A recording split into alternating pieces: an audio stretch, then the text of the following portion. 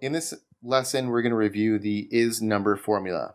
The Isnumber formula is used to determine whether a cell contains a number or not. It's a very simplistic formula that allows you to identify whether there's something numeric or not within a cell. You can write conditional logic based on this. If a column contains certain data, but you only want to apply the data to cells which contain a formula, and therefore it can be handy and come into play if you have a mix of data that you want to analyze, and that mix of data contains numeric and non-numeric characters. So the formula is just equal to Isnumber, open parentheses, and then you select the value. The value is the cell in which you want to analyze to determine whether it's a number or not.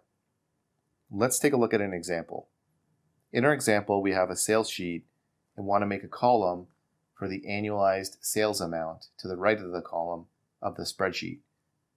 We want to do that by taking the sales amount and multiplying it by 365 days.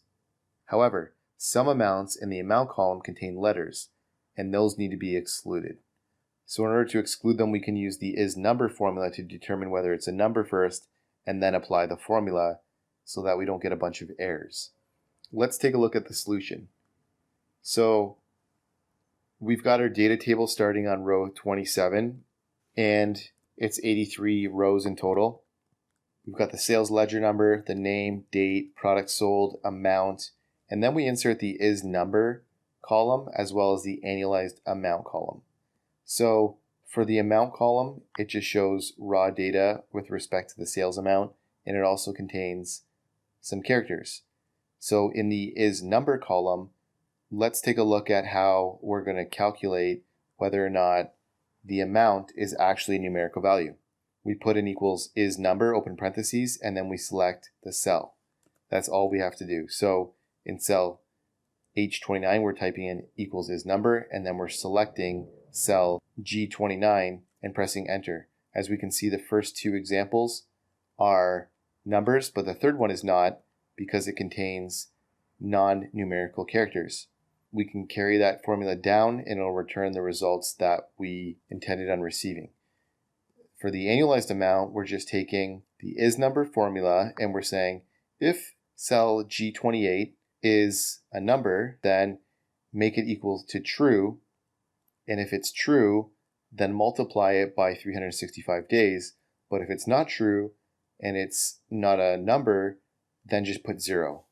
And when we do that, we can see that the values become populated to calculate the annualized amount for the first two rows of the table where there are amounts within the amount column. But in row 3, there's no amount in the amount column, and therefore it identifies the Isnumber as being false and puts a 0. Now you may ask, well, why didn't we just take the amount and multiply it by 365 to calculate the annualized amount and drag that down? Well, let's see what happens. When we do that, we get a bunch of errors. And what happens when we get errors? Well, I can't take a sum of all of the data above it. It's going to give me a value error. But if I undo that and I use this proper formula for Isnumber and only take into consideration numbers, I can then take a sum of that data later on and it'll produce a result for me. Hey guys, thanks for watching this lesson. I hope you enjoyed it. And if you did, I'd really appreciate a like and subscribe from you. And if you want to learn more about Microsoft Excel, check out these videos above. And don't forget to check out our website, commercecurve.com, where we have lots of in-depth finance and accounting courses available with full training workbooks. All of our courses come with complete workbooks of lessons, examples, pre-built financial models, and training video. Hope to see you